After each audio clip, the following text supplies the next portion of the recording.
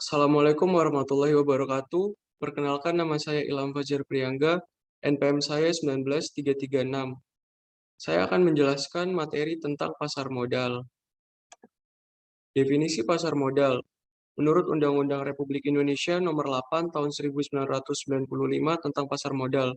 Pasar modal adalah kegiatan yang bersangkutan dengan penawaran umum dan perdagangan efek, perusahaan publik yang berkaitan dengan efek yang diterbitkannya, serta lembaga dan profesi yang berkaitan dengan efek. Kalau menurut Bursa Efek Indonesia atau IDX, pasar modal adalah sarana bertemunya perusahaan maupun institusi lain, misalnya pemerintah, yang membutuhkan dana dari masyarakat untuk pengembangan usaha, ekspansi, penambahan modal kerja, dan lain-lain, dengan masyarakat yang hendak menginvestasikan dana mereka. Jenis pasar modal. Di sini ada dua jenis pasar modal, yaitu pasar primer dan pasar sekunder. Kalau di pasar primer ini tuh perusahaan langsung menawarkan atau menjual sahamnya langsung kepada investor melalui IPO. Seperti contohnya saham Bukalapak kemarin, dia langsung menawarkan sahamnya kepada investor. Dan itu bisa kita beli lewat Bursa Efek Indonesia langsung di IDX. Atau kemarin juga ada di aplikasi Ajaib, bisa dibeli di situ. Kalau pasar sekunder ini pasar pada umumnya, seperti kalau kita lagi eh, transaksi di sekuritas, transaksi saham di sekuritas, ada yang namanya di order book, di order bid sama order X itu. Nah, di situ itu investor antara investor ke investor gitu. Ada yang beli, ada yang jual. Order buy, order sell. Nah, di sini kita masuk ke Jakarta Automated Trading System (JATS). Nah, pada awalnya transaksi pasar modal dilakukan secara manual, tapi seiring berjalannya waktu, jumlah emiten yang meningkat, cara manual ini udah nggak efektif lagi. JITS tuh mulai diterapkan Mei 95. Implementasi JITS terhadap diharap dapat menunjang volume transaksi efek yang semakin besar.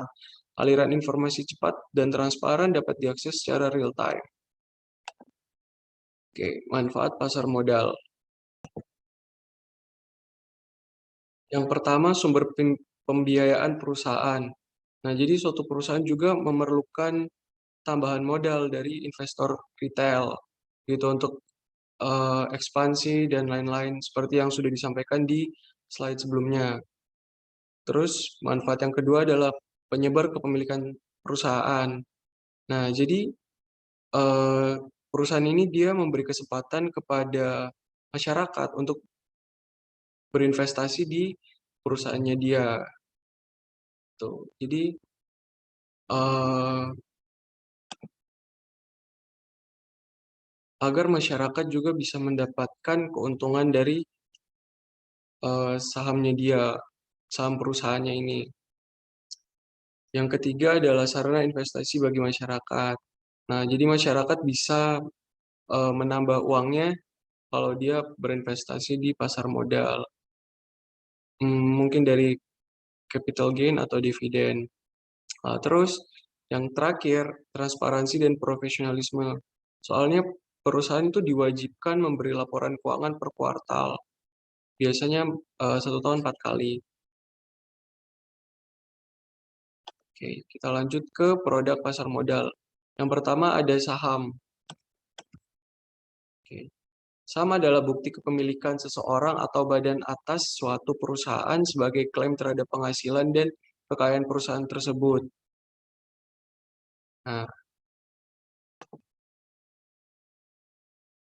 untuk bisa berinvestasi di saham atau membeli saham, kita harus mempunyai sekuritas terlebih dahulu, harus mendaftar ke sekuritas terlebih dahulu, terus baru bisa berinvestasi di saham. Banyak sih sekuritas yang bagus. Mungkin kalau yang lokal kayak Indo Premier gitu, bagus. Atau mungkin yang lain kayak Mirai Aset, itu juga bagus. Untuk pemula mungkin Ajaib cocok. Yang kedua kita masuk ke obligasi. Obligasi adalah surat utang jangka menengah sampai panjang yang dapat dipindah tangankan yang berisi janji dari pihak yang menerbitkan untuk membayar imbalan berupa bunga pada periode tertentu dan melunasi pokok utang pada waktu yang telah ditentukan kepada pihak pembeli obligasi tersebut. Yang ketiga, reksadana. Reksadana adalah wadah yang dipergunakan untuk menghimpun dana dari masyarakat pemodal untuk selanjutnya diinvestasikan dalam portofolio efek oleh manajer investasi. Nah, jadi reksadana itu dia hmm, seperti kalau kita membeli satu reksadana ini, nah reksadana di dalam satu itu tuh banyak saham gitu. Jadi kayak beberapa saham dijadikan satu wadah. Nah, itu di reksadana. Yang mengelola reksadana ini biasanya manajer investasi. Kita mungkin bisa membeli reksadana itu di aplikasi seperti Bareksa atau Bibit, nah gitu. Sama seperti obligasi. Obligasi itu juga bisa dibeli di seperti sekuritas-sekuritas juga banyak yang menjual obligasi. Nah, yang terakhir ini derivatif. Derivatif itu merupakan kontrak atau perjanjian yang nilai atau peluang keuntungannya terkait dengan kinerja aset lain. Aset lain ini disebut sebagai underlying asset. Nah, kalau di derivatif ini dia seperti uh, supaya kita tuh nggak rugi gitu dalam berinvestasi. Sebagai penjamin, bukan penjamin juga, mungkin lebih tepatnya dia sebagai uh, pelindung supaya kita nggak terlalu loss banyak gitu. Di derivatif ini instrumennya tuh ada beberapa, seperti mungkin uh, option kontrak, terus ada forward kontrak sama future kontrak. Nah, tapi kalau di pasar modal biasanya kurang kurang ini ya, biasanya kurang umum.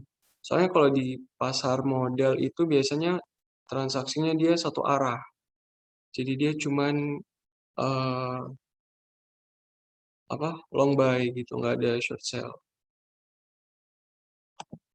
Oke, kita masuk ke produk pasar modal. Yang pertama saham. Nah, keuntungan dari saham itu ada dividen. Yang pertama dividen. Dividen itu pembagian keuntungan perusahaan kepada pemegang saham berdasarkan kepemilikan saham. Dividen diberikan setelah RUPS. Nah, yang kedua itu capital gain. Capital gain itu harga jual lebih tinggi daripada harga beli. Jadi selisihnya itu yang capital gain. Nah, resikonya itu yang pertama capital loss. Harga jual lebih rendah dari harga beli. Nah, itu selisihnya itu juga itu yang dinamakan loss.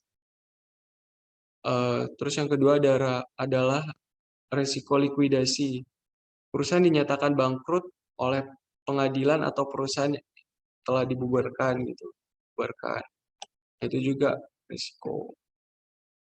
Terus pemilihan saham. Nah, di sini tuh ada analisis fundamental. Dia melihat kinerja keuangan perusahaan. Seperti kayak melihat laporan per kuartalnya gitu tentang revenue, terus tentang utangnya dan lain-lain. Kalau yang kedua itu analisis teknikal. Dia melihat pola pergerakan saham.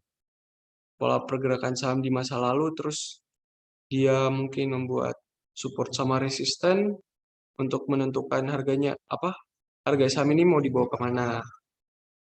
Terus yang terakhir adalah jenis saham berdasarkan hak klaim. Yang pertama tuh saham biasa atau yang kita biasa sebut common stock. Hak hakim, hak hakim. Hak klaim terakhir saat perusahaan likuidasi. Jadi dia dapat tuh yang terakhir gitu. Terus hak suara proporsial dalam RUPS. Jadi dalam RUPS itu kita bisa membuang suara gitu. Kita mau dividennya itu mau berapa gitu, dibagikannya berapa atau tidak dibagikan dividen itu kita bisa menyuarakannya gitu.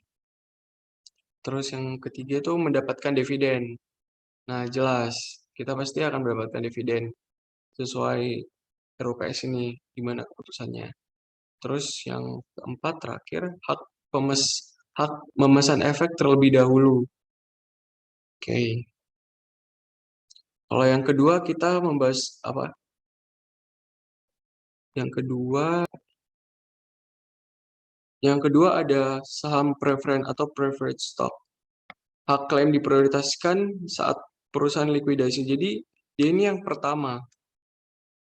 Jadi pada saat perusahaan dilikuidasi dia itu yang diprioritaskan pertama gimana tentang kepemilikan sahamnya dia akan dikembalikannya seperti apa gitu. Terus yang kedua tidak memiliki hak suara dalam RUPS. Jadi dia nggak mempunyai suara tentang untuk pembagian dividen gitu pada saat RUPS.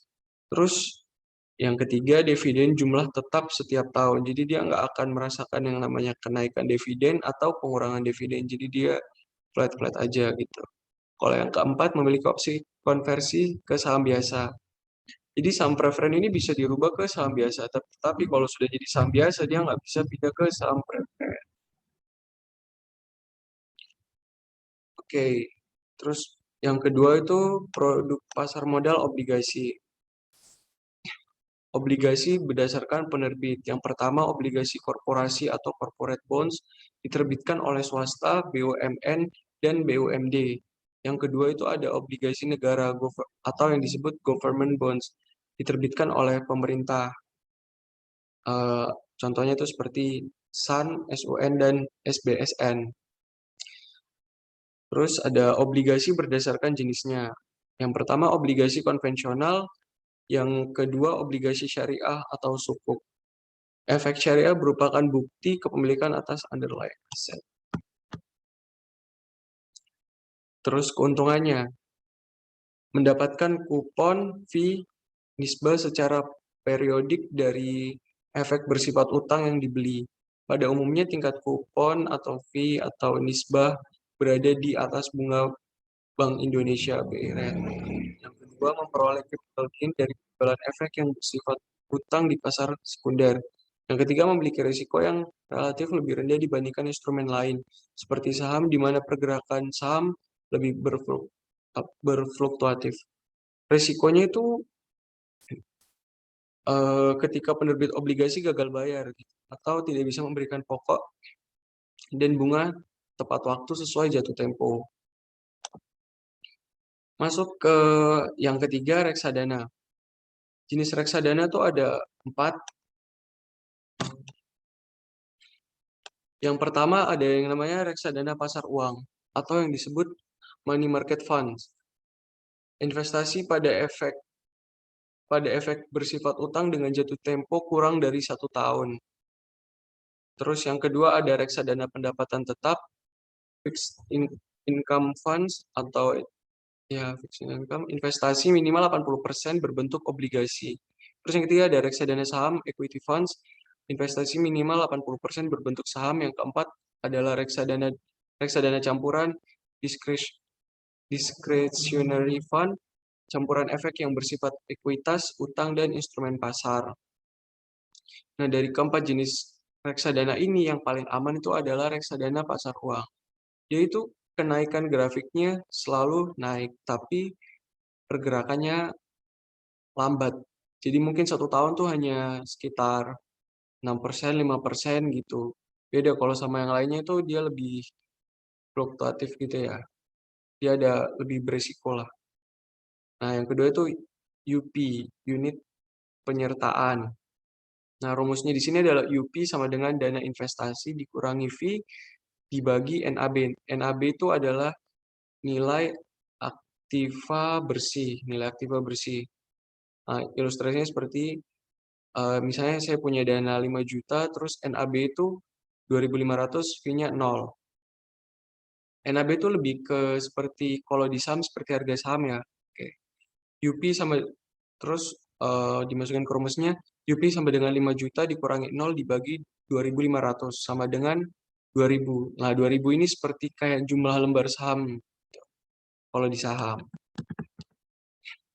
Terus adalah fund fact sheet. Nah, di sini tuh adalah ringkasan laporan produk reksadana yang berisi informasi kinerja produk, jumlah dana yang dikelola, portofolio, dan lain-lain. Ini seperti laporan keuangan pada saham gitu. Terus keuntungannya. 1. Kinerja portofolio dikelola dan dipantau oleh manajer investasi Yang kedua, efisiensi waktu. Yang ketiga, diversifikasi investasi dengan dana yang terjangkau. Terus resikonya, satu, berkurangnya nilai NAB atau berkurangnya seperti harga saham. Terus yang kedua adalah likuiditas. Nah, likuiditas ini terjadi jika manajer investasi tidak bisa menyediakan uang tunai sebagian besar pemegang unit melakukan penjualan kembali redemption. Yang ketiga itu ada uang prestasi. Oke, masuk ke struktur pasar modal. Nah, struktur pasar modal ini ada otoritas jaksa keuangan. Jadi dia itu yang mengawasi seluruh di pasar modal gitu, dia mengawasi. Biar tidak terjadi penipuan atau semacamnya. Nah, di bawah OJK ini itu ada IDX. Jadi IDX itu dia itu fasilitator perdagangan efek. Jadi ini satu-satunya di Indonesia, Bursa Efek Indonesia. Penyedia sarana pendukung dan pengawas kegiatan anggota bursa juga, transparansi perusahaan tercatat, dan menciptakan instrumen baru di pasar modal seperti IPO tadi, seperti yang kita bahas di apa? Seperti di pasar primer tadi yang sudah kita bahas. Nah, di sini tuh ada selain OJK juga ada KPEI. KPEI atau yang sekarang disebutnya ID Clear. Nah, dia itu lembaga clearing dan penjaminan. Jadi setiap kita setiap kita melakukan transaksi jual maupun beli, nah KPEI ini dia yang menjamin itu semua berjalan dengan lancar. Terus ada KSEI. KSEI itu adalah Kustodian Sentral Efek Indonesia. Jadi dia itu yang menyimpan menyimpan dana kita, terus dia juga yang melakukan pencatatan. Oke. Masuk ke struktur pasar modal. Di ada beberapa pihak juga yang berurusan di pasar modal ini selain OJK, terus IDX, KPI dan KCA itu ada KSEI. Ada perusahaan efek juga, terus ada lembaga penunjang, profesi penunjang, pemodal, terus skema penyelesaian. Nah, skema penyelesaian itu kalau kita mau order jual, ini dari nasabah, dari investor, atau dari investor, dikirimkan ke anggota bursa. Anggota bursa ini seperti broker atau mungkin sekuritas ya. Nah, dari sekuritas ini informasi kita akan disalurkan ke IDX dan juga diserah efek ke KPEI. Terus dari KPEI akan mengirim kembali ke anggota bursa dan anggota bursa memberikan ke investor. Memberikan dananya. Soalnya kan dia order jual. Nah, kalau order beli dari nasabah atau investor ini, dia akan ke broker atau pialang atau sekuritas. Nah, nanti dari sini informasinya akan diteruskan ke IDX.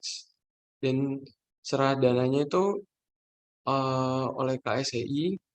Nah, dari KSEI itu dia akan mengirim efek ke anggota bursa sekuritas ini, terus akan disalurkan kembali ke investor atau nasabah.